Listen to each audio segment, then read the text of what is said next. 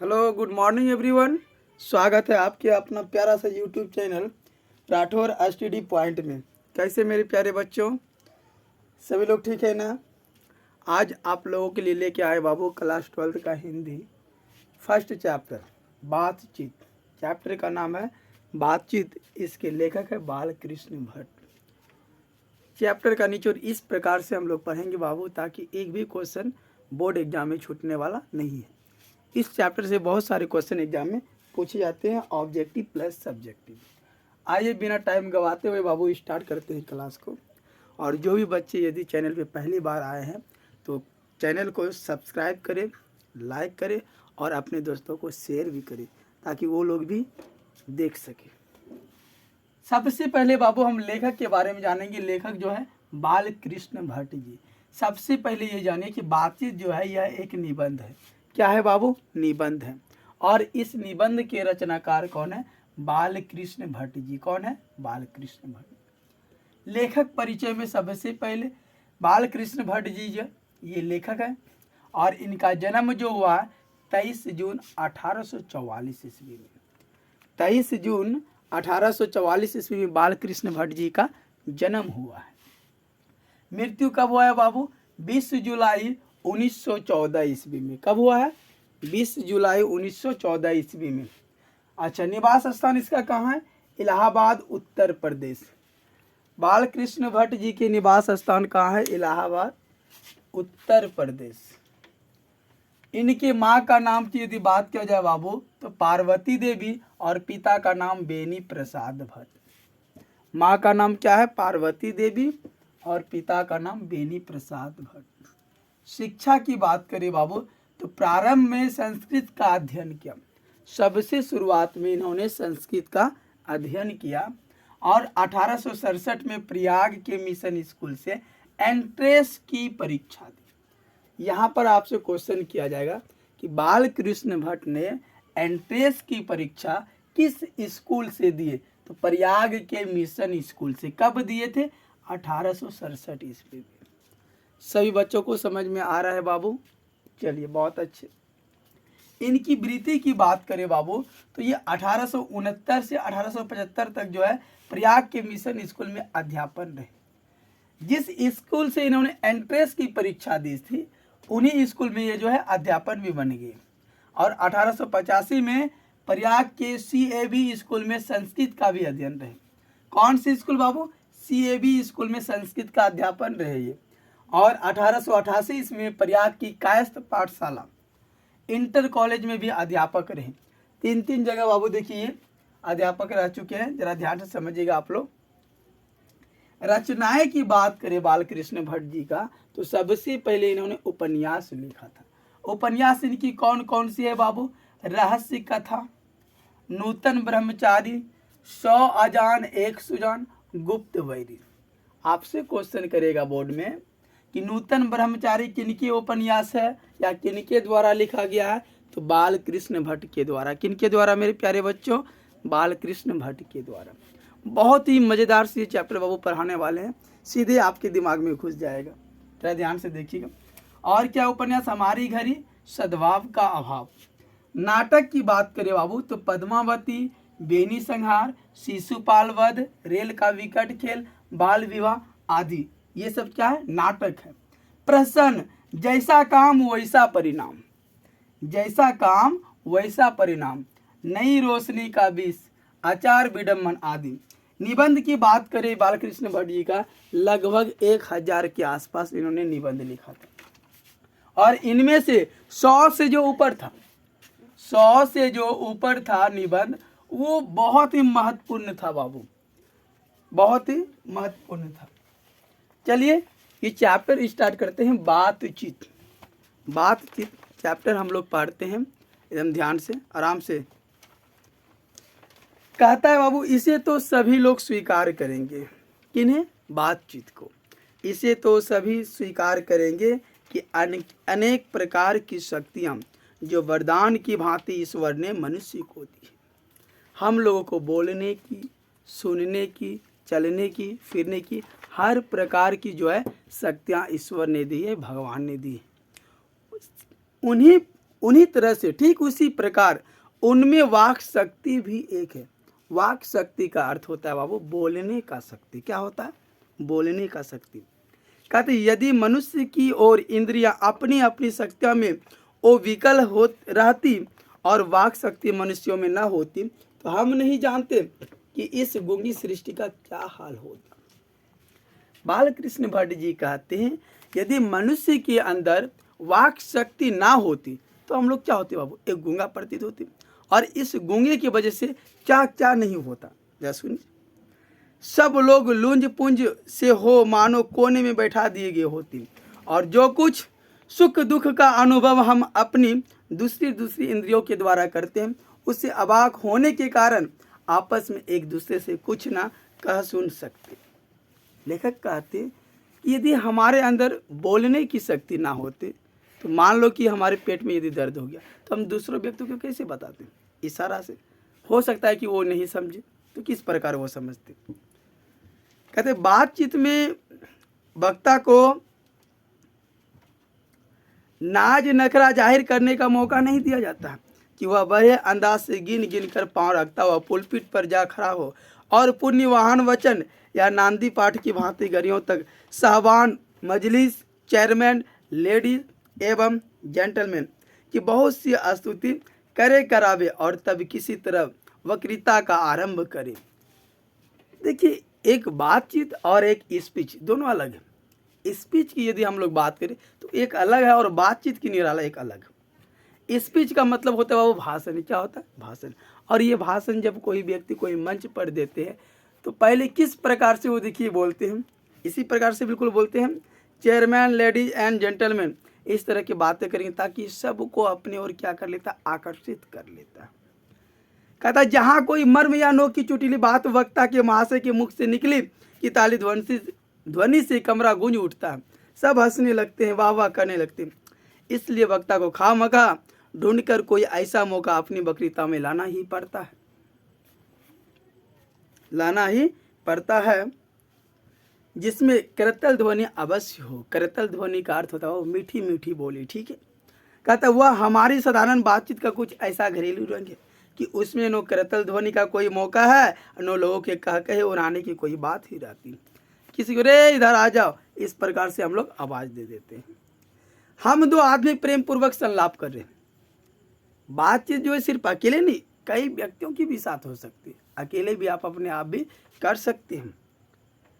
कहते हैं कि उनमें से यदि हम दो आदमी की बात करें, प्रेम पूर्वक वो संलाप कर रहे हैं, आपस में बात कर रहे हैं, कोई चुटीली बात आ गई तो हंस पड़ते। मुस्कुराहट से होठों का केवल प्रक उठना ही इस हंसी की अंतिम सीमा है। स्पीच का तो उद्देश्य सुनने वाले के मन में जोश और उत्साह पैदा कर देना। यदि हम लोग बातचीत दो आदमी आपस में करते हैं तो क्या होता है बातचीत से बाबू? बातचीत से यह होता है कि कोई भी चुटकुला सा बातें बोल दिया तो दूसरे आदमी हंसने लगता है। यदि स्पीच में इस प्रकार की क्या बातें होंगी? बिल्कुल नहीं। उसमें जो भी बातें होते हैं, जो भी पुरुष या विद्यार्थी लोग देखते हैं तो उन चीज़ों को वो क्या करते हैं? अपने शरीर के अंदर उत्पन्न कर लेते हैं, जोश पैदा कर लेते हैं। कहते हैं कि उसमें जो है स्पीच की वह संजीदगी बेकदर हो धक्के खाती फिरती है। कहता है जहाँ आदमी की अपनी ज़िंदगी मज़ेदार बनाने के लिए खाने पीने चलने फिरने आदि की ज़रूरत है, वहाँ बातचीत का भी उसको अत्यंत आवश्यकता है। जिस प्रकार हम मनुष्यों को खाने पीने चलने फिरने की ज़रूरत है, ठीक उसी प्रकार से बातचीत भी करने की ज़रूरत है। जो कुछ मवाद या धुआं जमा रहता है वह बातचीत के जरिए भाप बनकर बाहर निकल पड़ता है। हमारे अंदर जो भी धुआं मवाद जो भी बन करके रहता है, जो बातें छुपी रहते, यदि हम दूसरों को बोल देते तो थोड़ा बहुत जो है हेल्प हो सकता है। कहता है चित्त हल्का और स्वच्छ हो, परम आनंद में मग्न हो जाता है। बातचीत का भी एक खास तरह का मजा होता है। जिनको बातचीत करने की लत पड़ जाती है वे इसके पीछे खाना पीना भी छोड़ बैठते हैं। अपना बड़ा हर्ज कर देना उन्हें पसंद आता है, पर वे बातचीत का मजा नहीं खोना चाहते हैं। जिस आदमी को बातचीत का लत पड़ गया बाबू, तो बातचीत का जो मजा खोना नहीं चाहते हैं। कोई आवाज़ चलो बुला रहा है तो बोलेगा जाओ अभी जाओ, बाद में आएंगे, अभी बहुत अच्छी अच्छी बातें हो रहा है। उसी प्रकार और रॉबिन्सन क्रूसो का किस्सा बहुतों लोगों ने पाया होगा, जिसे 16 वर्ष तक मनुष्य मुख देखने को भी नहीं मिला था। किसको? रॉबिन्सन क्रूसो को 16 वर्ष तक मनुष्य का मुख उन्होंने नहीं देखा था।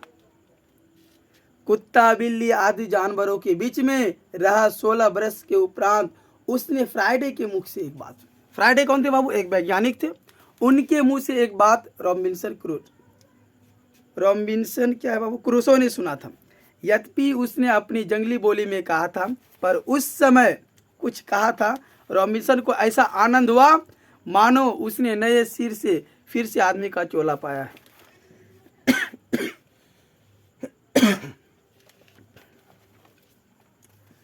इससे सिद्ध होता है कि मनुष्य की वाक शक्ति में कहाँ तक लुभा लेने की ताकत है।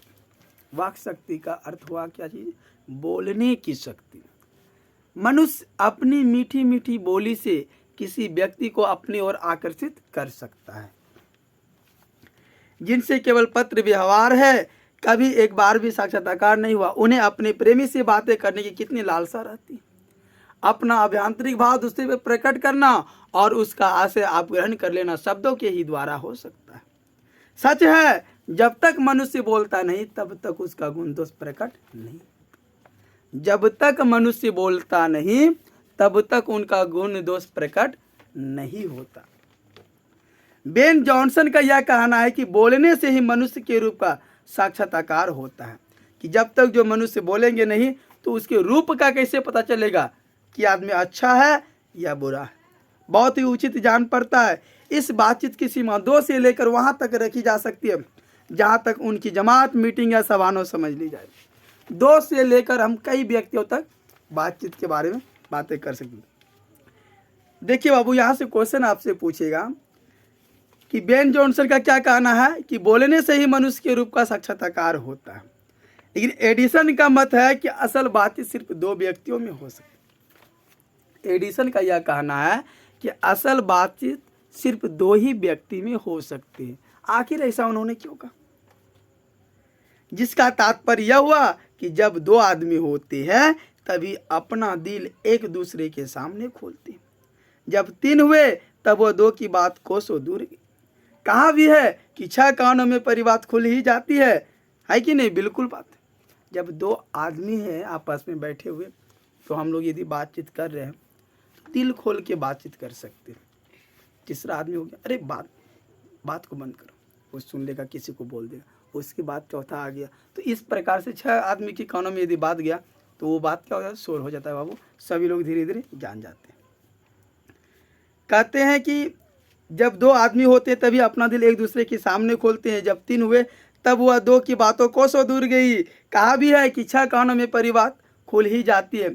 दूसरे या कि किसी तीसरे आदमी के आ जाते ही या तो वह दोनों अपनी बातचीत से निरस्त हो बैठेंगे या उसे निपट मूर्ख अज्ञानी समझ बनाने लगेंगे। किसे? जो तीसरा व्यक्ति वहां पर आके सुनने लगते हैं।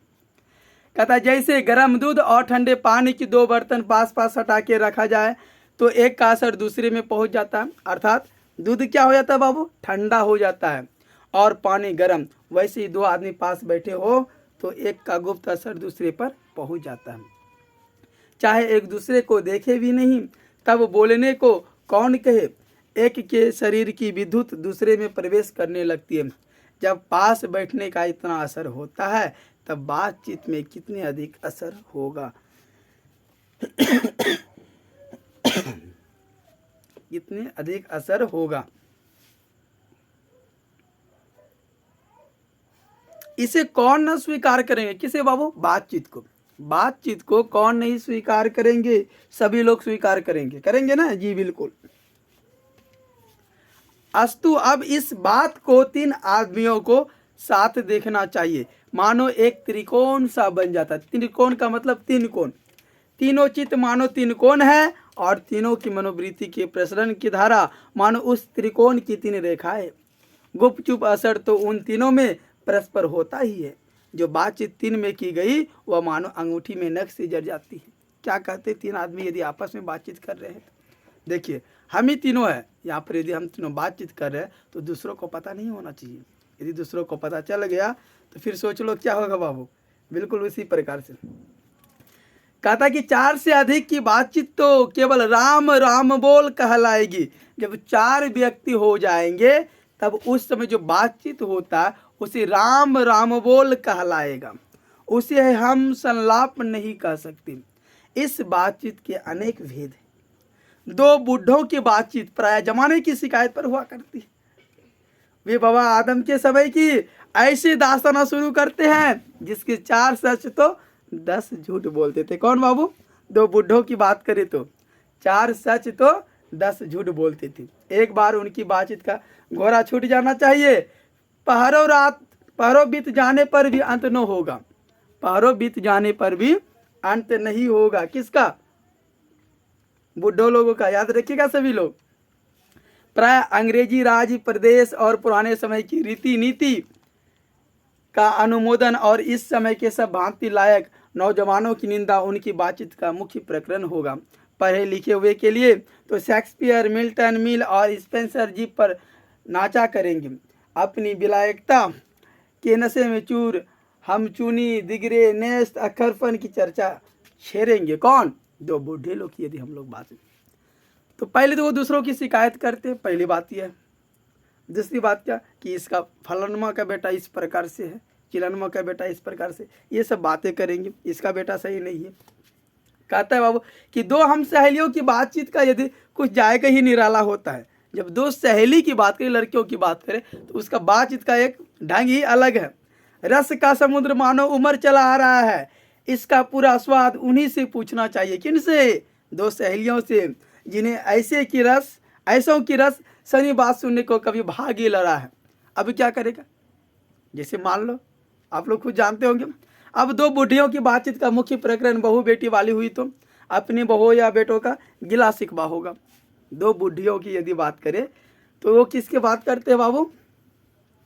अपनी बहू की बेटी की। चाहे देखिए इसके घर में यदि नई नई बहू आई है तो उनके शिकायत करेंगे। कहते या वे बिरादने का कोई ऐसा रमसरा छेड़ बैठेंगे कि बात करते करते अंत में खोरे दांत निकाल लड़ने लगेगी। लड़कों की बातचीत खिलाड़ी हुए तो अपनी अपनी तारीफ करेगा सभी लोग कि आज हम 6 छक्का मार दिए हैं, आज 2 बॉल में 2 विकेट ले लिए हैं। इस प्रकार की बातचीत करते हैं।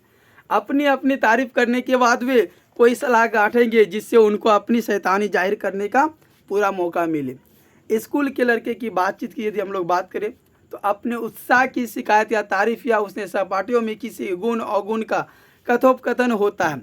कोई पढ़ने में कोई लड़का तेज हुआ तो कभी अपने सामने दूसरों को कुछ ना गिनेगा, बिल्कुल नहीं गिनेगा बाबू, ये चीज़ याद रखना। जो पढ़ने में तेज हुआ तो सुस्त और बोधा हुआ तो दबी बिल्ली का सा स्कूल भर को अपना गुरु ही मानेगा। जो भोदा जो बच्चा होता है ना, वो जो थोड़ा सा तेज होता है उनको हमेशा वो गुरु मानते। क्यों मानते? ताकि इससे कोई सीख उसको मिले। लेकिन वो तो अपने आप में तो और कुछ समझता है बाबू। कहता है इसके अलावा बातचीत की और बहुत सी किस्में हैं। राजकाज की बात, व्यापार संबंधी बातचीत, 2 मित्रों में प्रेमलाप इत्यादि बातचीत करने का बहुत सारे ढंग। कहते हैं हमारे देश में वो शिक्षित लोगों में बदकही होती है। जो मूर्ख लोग है वो शिक्षित है, पढ़े लिखे नहीं है, उसमें बदकही होते, थोड़े थोड़े बातों के लिए बदकही होने लगते हैं, मारपीट स्टार्ट हो जाता है।